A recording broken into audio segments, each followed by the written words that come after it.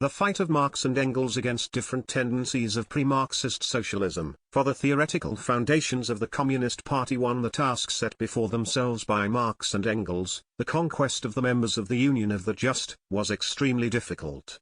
The Union of the Just had already a 10-year history of existence, deep-rooted traditions and views that determined the tactics and all practical activities of this organization. The Union could come to scientific socialism only by overcoming outdated utopian views and traditions and abandoning the sectarian system of organization with which it was shackled. But it was possible to free the members of the Union from the captivity of utopian ideas only through a sharp struggle from the standpoint of scientific communism against theoretical trends hostile to the proletariat, against sectarian and semi-conspiratorial methods of organization. It was this task that Marx and Engels strove to accomplish by creating communist correspondent committees. The relocation of the center of activity of the Union of the Just to London had a beneficial and progressive significance for the development of the entire Union. If the central figure of the workers' movement in Switzerland was an apprentice artisan, then in England the leading role was already played by the modern industrial proletarian, and this could not but affect the views of the members of the Union of the Just living there. They could already observe sharp class contradictions between the industrial proletariat and the bourgeoisie, the struggle of various classes and parties in England.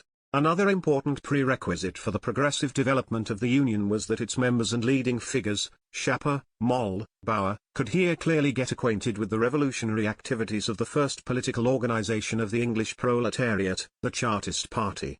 Observing day after day the struggle of the British proletariat, Schapper, Moll, Bauer and others are already beginning to grasp the connection between the political activity of the working class and its struggle for ultimate goals, for socialism. However, all these prerequisites would not have played their role if the leading leaders of the Union had not experienced the powerful and beneficial influence of the revolutionary theory, scientific communism of Marx and Engels. But before this happened, the members of the Union had to go through a long thorny path in search of a correct, revolutionary theory, experiencing the influence of various systems of utopian socialism and many philosophical teachings. As for the secret doctrine of the Union, wrote Marx, it went through all the transformations of French and English socialism and communism, as well as their German varieties, Weitling's fantasies, for example. Beginning in 1839, as is already clear from Bluntschli's report, along with the social question, the religious question has played an important role. The various phases through which German philosophy passed from 1839 to 1846 were followed with great care by the members of these workers' societies. After the unsuccessful uprising of 1839 in Paris, Schapper, Moll and other members of the Union became deeply disillusioned with Blankism and especially with its conspiratorial methods of struggle. Once in London, Schapper and Moll created on February 7, 1840, the Educational Society of German Workers, the purpose of which was at first to educate the workers and to peacefully propagate the ideas of socialism. Initially, the society developed very slowly. At the beginning of 1844 the number of its members did not exceed 30 people. Simultaneously, Schapper and Moll organized in London the community of the Secret Union of the Just, which, acting illegally, led this society. The Educational Society was the arena for the legal activities of the members of the Union, for the recruitment of new members of the Union.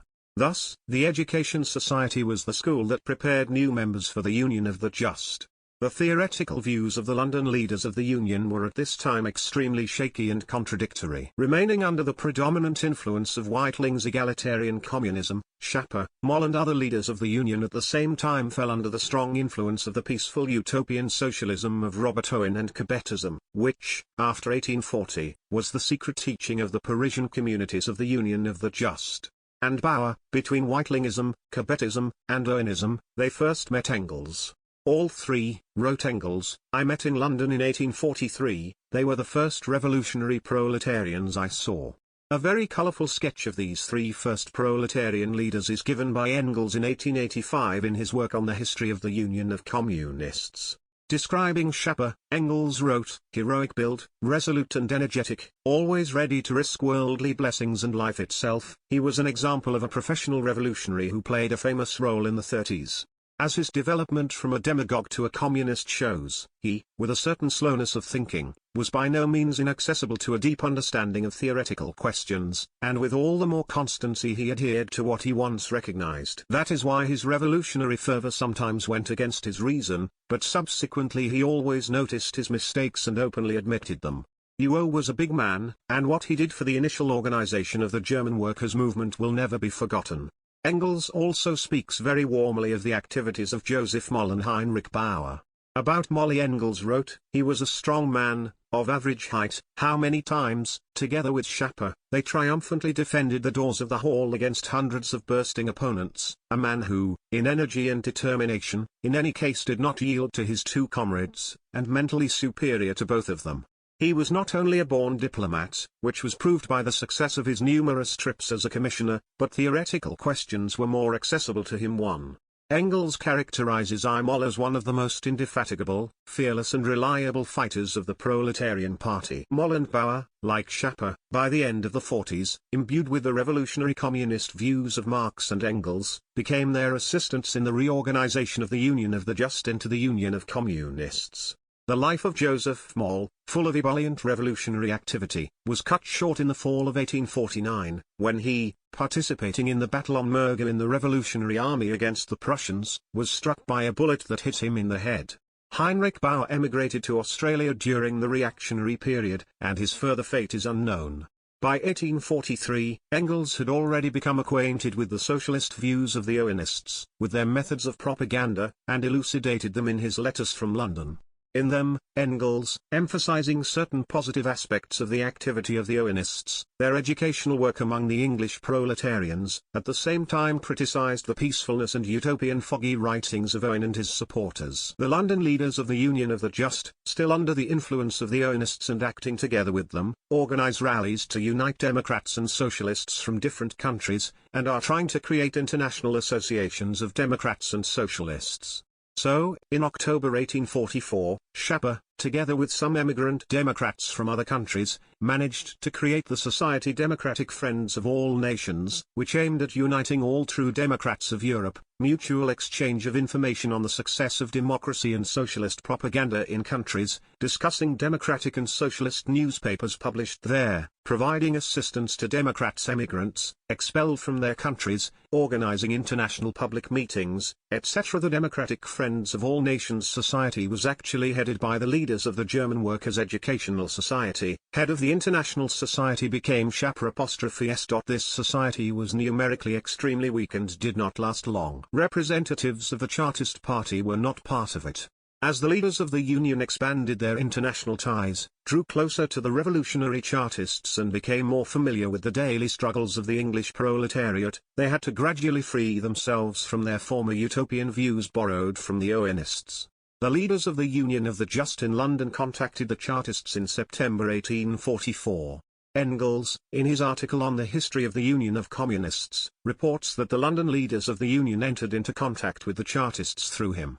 A strong connection between them was established only in 1845, namely, from September, when they jointly organized an international meeting on the occasion of the next anniversary of the establishment of the First French Republic. The most active role at the rally on September 22, 1845 was played by English Chartists, German and French Socialists. The main speakers were Gary and Vatling. Brotherhood of Peoples and Democracy, these are the slogans that inspired those present at the rally. In his article The Festival of Nations in London, which illuminates the nature and significance of this meeting, Engels shows that in their content these slogans were deeply opposed not only to the ideas of bourgeois nationalism, but also to bourgeois cosmopolitanism, which is the reverse side of the same bourgeois nationalism. Fraternization of peoples, Engels wrote.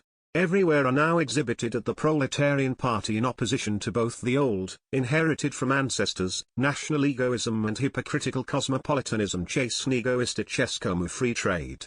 All those who spoke at this meeting, speaking about the brotherhood of peoples, now emphasized a completely new idea, the idea of the need for international cooperation of the working people, especially the proletarians, in their struggle against political and social oppression, against their oppressors. Thus, in the slogan of international cooperation, defended at this meeting by the German proletarians and British revolutionary Chartists, we already see the embryo of the idea of proletarian internationalism, the theoretical development of which belongs entirely to Marx and Engels.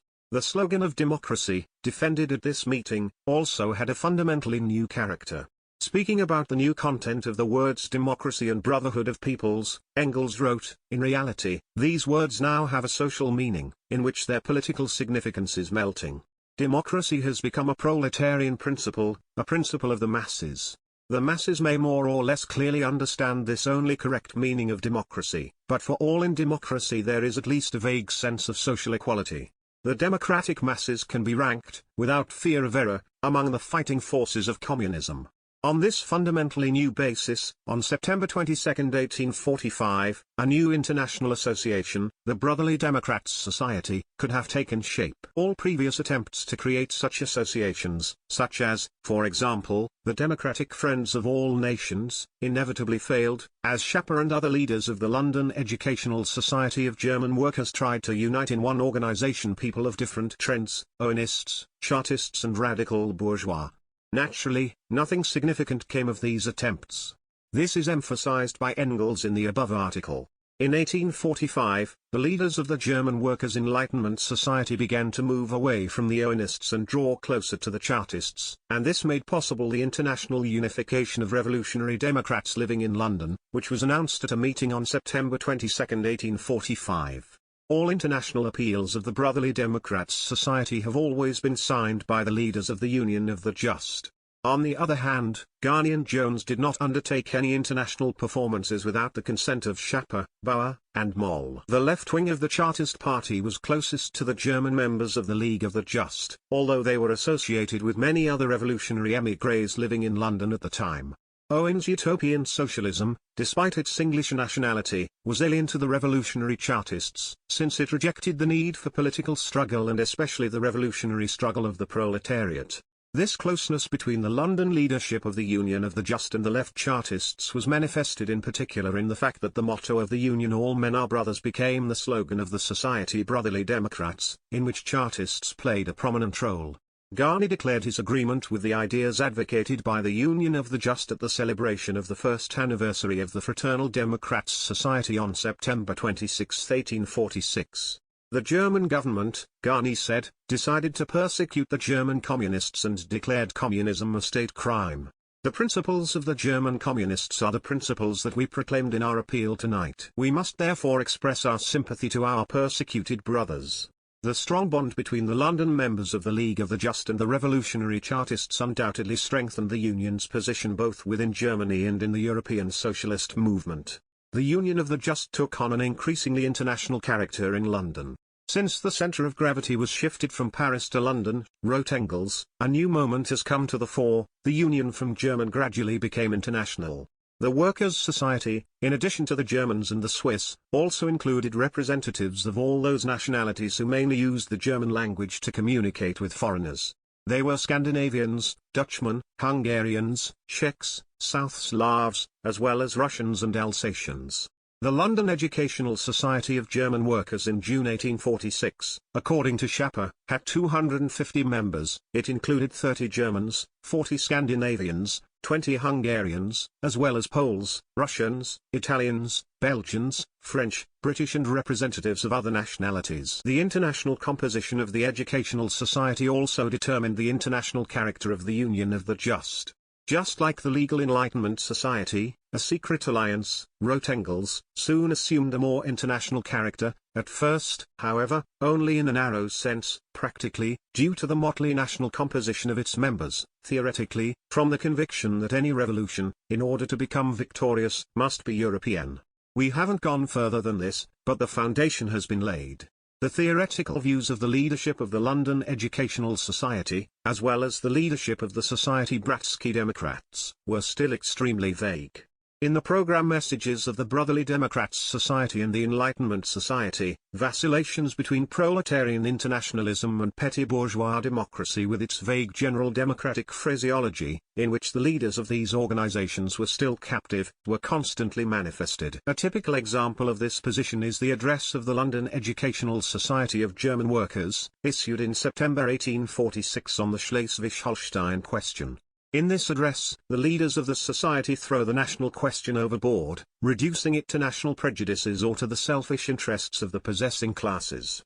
The specific question of the attitude of the working class to the national struggle of the Germans of Schleswig-Holstein, to the struggle of the German people for national reunification, remains completely uncovered. The authors of the appeal ignore the socio-economic development of the people to whom they are addressing, do not distinguish between certain classes to which they can turn with their appeals.